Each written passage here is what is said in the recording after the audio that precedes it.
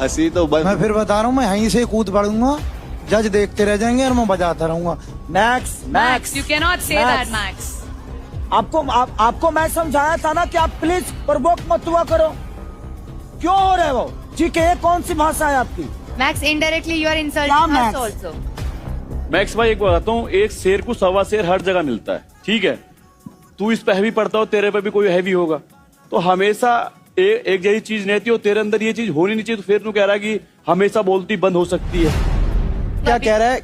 मैं तेरे को मारने आ रहा हूँ, ये साले देखते रह जाएंगे। Exactly. अभी देखो, हमने आपको नहीं, क्या हम समझाया ऐसी था हैं। ना, but you are हम saying फालतू it. बैठे हैं। भैया अगर एक बात बताओ, यार तू खामोखा मेरे को कोई ये क्यों बता, सब हंसेगा? छोड़। उसने तेरे को कुछ बोला, तूने उसको बोला, हम पांच यहाँ फालतू बैठे हैं। और नहीं हमने नहीं, कौन कह रहा है फालतू तूने बैठे? कैसे बात कर दी? ये सारे देखते रह जाएंगे यार। जजेस बैठे रह जाएंगे। मेरे तो समझ नहीं आई हमने भाई। आपको समझाया उससे मैं पहले। ऑनेस्टली हमारी अगर बात मैं की तेरा कोई मेंटर value होता, उनको पता नहीं कैसे बुरा नहीं लगता भाई इन चीजों का।